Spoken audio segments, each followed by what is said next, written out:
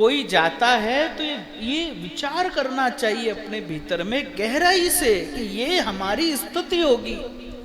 अपने शरीर को देखो आप, ये जा रहा है, देखो आप इसको अच्छी तरह से देखो, ये जा रहा है। बालपना चला गया, जवानी चली गई, शरीर बुढ़ापे का शिकार हो रहा है, शरीर पहले जैसा नहीं रहा, कमर झुक रही है, झुर्रियां पड़ रही है, शरीर के ऑर्गन इतने सालों से काम करते करते थक रहे हैं। ये देखो शरीर जा रहा है, इसको देखो, शरीर को जाते हुए देखो। लोग कहते हैं मैं बस और कुछ नहीं, बीमारी से डरता हूं, मेरे शरीर में कोई बीमारी नहीं होनी चाहिए। और इसका जवाब मैं भागवत से ही आपको देता हूं।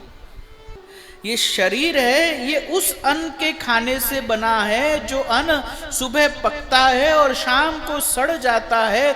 उस अन्न के रस से पुष्ट हुए शरीर के लिए ये धारणा बना लेते हैं कि हमारे शरीर को तो खराब होना ही नहीं चाहिए। ये संभव कैसे है?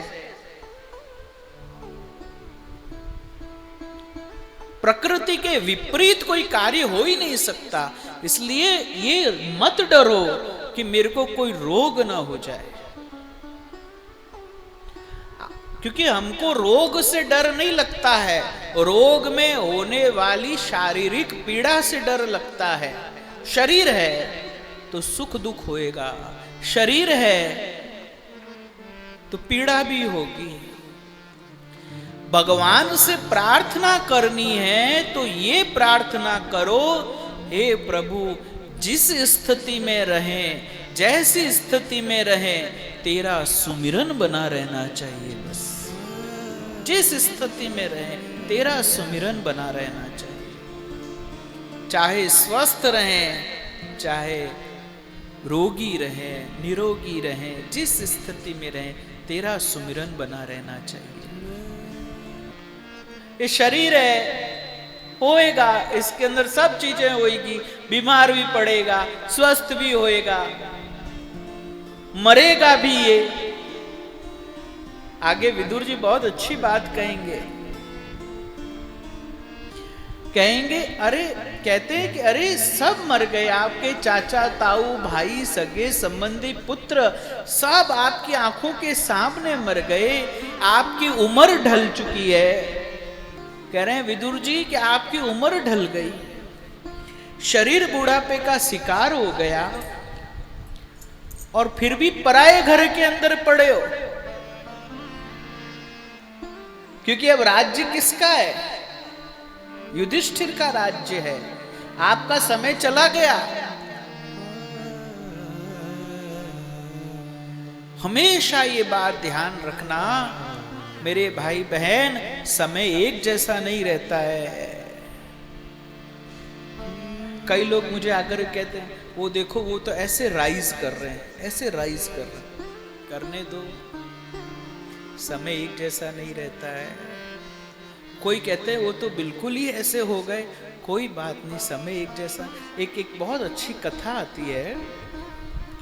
एक राजा था, वो किसी संत के पास गया तो संत ने उसको कहा कि देख मैं तेरे को एक मंत्र दे रहा हूं और वो मंत्र तू तब पढ़ना जब तुझे लगे कि अब बस मैं मरने ही वाला हूं, अब मेरे पास जीने का कोई उपाय नहीं रहा, तब वो मंत्र पढ़ना, उससे पहले वो मंत्र मत पढ़ना। और उसने वो मंत्र लिख करके उसको दे दिया। उसने वो ताबीज बना करके गले में धारण कर लिया और अपने राज्य का शासन करता था। एक दिन किसी दूसरे राज्य के राजा ने उसके राज्य पर आक्रमण किया, इतनी बड़ी सेना लेकर के आक्रमण किया, उसका राज्य छिन्न भिन्न कर दिया। वो राजा अपने प्राण बचाने के लिए कुछ मंत्रियों के साथ वहां से दौड़ पड़ा और जब दौड़ता दौड़ता गया अकेला रह गया, मंत्री भी छूट गए और पीछे शत्रु सेना उसका पीछा कर रही थी। आगे गया, घोड़े पे बैठ के देखा खाई थी, पीछे शत्रु सेना थी। उसने कहा बस अब वही समय है, अब उस मंत्र को पढ़ लेना चाहिए। उसने वो ताबीज खोला और उस ताबीज को खोल करके देखा तो उसमें वो मंत्र लिखा हुआ था, ये भी बीत जाएगा।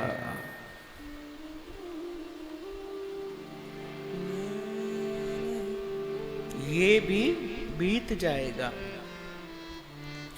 वो पढ़ करके ऐसे सोचने लगा, ये कैसा मंत्र है, विचार करने लगा।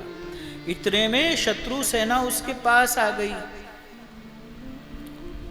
उसको मारने ही वाली थी कि इतने में उसके जो मंत्री और दूसरे सैनिक जो उससे अलग थलग हो गए थे वे आए।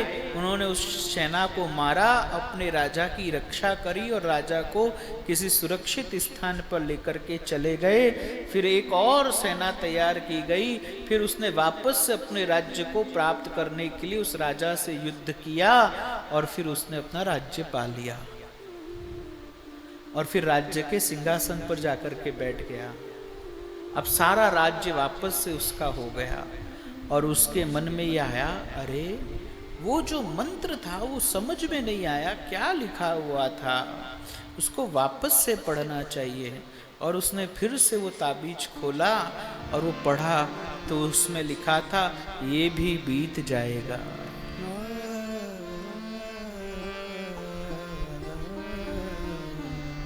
समय एक जैसा कभी रहता ही नहीं है, किसी का नहीं रहा, किसी का रह नहीं सकता और किसी का रहेगा नहीं।